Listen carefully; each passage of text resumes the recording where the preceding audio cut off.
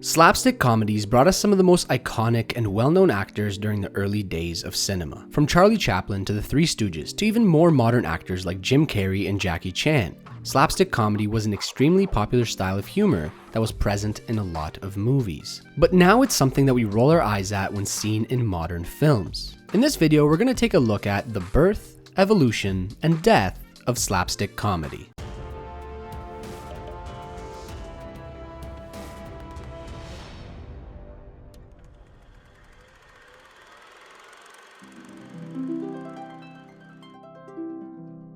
So what is slapstick? The term originates from the double paddles that were used by circus performers to beat each other and make a loud sound with very little physical impact. But we're obviously talking about the style of humor that is primarily physical and usually based around mild but exaggerated comic violence. Things like people falling, someone getting a hit on the head, hanging from a clock, and so on. Although most people believe that this form of comedy originated when cinema became more mainstream, it's actually believed to have its roots in ancient history, originating back to ancient Greece and Rome. During the Renaissance, it spread quickly throughout Europe, and in the late 1800s, it was a primary part of English and American vaudeville shows. Audiences found it hilarious, and the more they laughed, the more intense and over-the-top the antics became. It almost seems like a no-brainer that it would become one of the common staples of film during the early days of cinema. Slapstick is considered to be a low form of comedy by some, but a high form of art by others. It takes a lot of illusions, planning, and visual storytelling to keep an audience enticed and wanting more of something that can easily get repetitive. With the early limitations of cinema, where movies were silent, black and white, and the extent of editing was the ability to tape two pieces of film together, slapstick on the big screen was the ideal byproduct of these limitations. Set design and set pieces were often used to create illusions of danger and help with the overall humor of what was being shown on screen. It was difficult during those times to tell very cohesive stories, and slapstick was something that even children could understand and find enjoyable. In the early days of cinema, we were introduced to big names such as Charlie Chaplin, Buster Keaton, and the Three Stooges, to name a few. These artists, along with many others, were revolutionizing the film industry by employing visual effects and stunts that were captivating audiences. Audiences were new to film.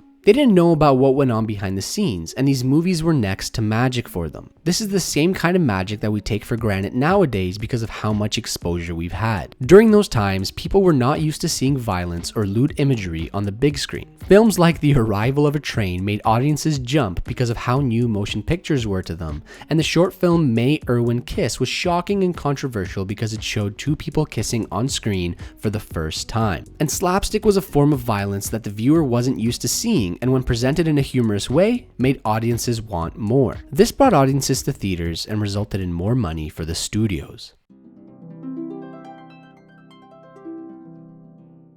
As time went on, the film industry evolved and talkies were introduced to the masses. What are talkies? Well, it's in the name. They were simply movies that had people actually talking in them. Before talkies, movies were considered to be silent. Yes, there was usually some background music track and some sound effects that would play alongside a movie, but people weren't actually talking in the movies themselves. And talkies are considered by some to be the single biggest hit to the viability of slapstick comedy as a genre. But others believe that slapstick was already on its way out before talkies became popular because of the creative ways filmmakers began to tell stories. Talkies required a more static camera, at least initially, which slowed the pace of what was being shown on screen. This wasn't good for slapstick considering its usual frantic and dynamic nature. As time went on, the film industry became even more popular and advanced film techniques were creating such spectacles that a simple bang on the head or pie to the face wasn't making people laugh anymore. It wasn't bringing as many people into theaters as it used to. Movies had to evolve to bring in more people so they can make more money. They began to take on a more narrative form, which became possible with talkies. The illusions and visuals on screen were no longer the only thing that could bring in an audience, but it was also now the story that a movie told that would entice viewers to come and watch it. Movies grew in budget, and the effects and techniques used were enabling filmmakers to bring more realistic scenes to life, but also create scenes that were straight out of the director's imagination. This was the stuff that grew in popularity and left slapstick comedy on the side of the road. But slapstick evolved. Sure, movies would no longer revolve around slapstick, but the idea of over-the-top, extremely animated movements that led to the usually mild violence of slapstick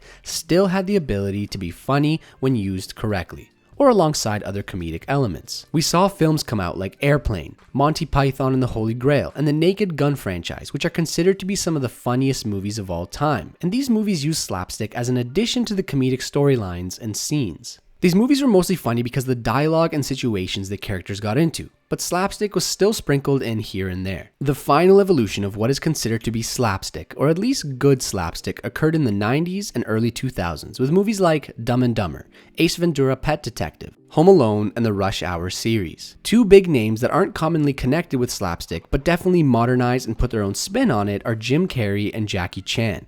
Jim Carrey was extremely animated as an actor and would get himself into weird situations on screen, especially in the movie Dumb and Dumber, which was and still is one of my favorite comedies of all time. Sometimes these situations would result in him getting hit and hurt in different but funny ways. Two really notable examples are when he and his alter ego beat each other up in the movie Me, Myself, and Irene, as well as when he beat himself up in Liar, Liar. Jackie Chan, on the other hand, was a martial artist who would bring humor to his fights and stunts with the use of slapstick. In movies like Rush Hour, this is taken to the next level where entire fight scenes are as funny as the rest of the jokes because of the way he used the props and the environment. But in other movies, it was simply him getting hurt in funny ways during a fight. So in summary, slapstick evolved to stay relevant, but was no longer the main way to make audiences laugh.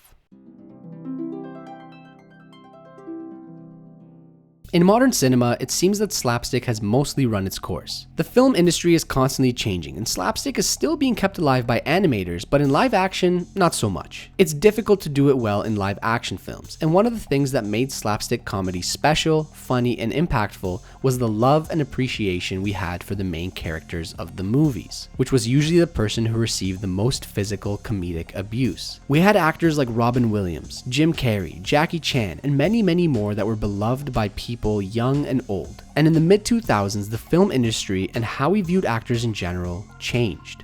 I used to laugh at and love movies like Home Alone, Flubber, Pink Panther, Dumb and Dumber, Happy Gilmore, and many, many more that used a significant amount of slapstick tropes. Not only because the physical humor was funny, but also because of the way I connected with the characters in a way that is difficult to do now. I don't think it's related to nostalgia for me, because I also laugh at some of the older movies I watch for the first time that have some slapstick elements to them, where the actors and the movie itself has a certain charm. Like I mentioned, in live action it's difficult to do slapstick right because there's a certain connection you need with the character for it to hit all the right notes.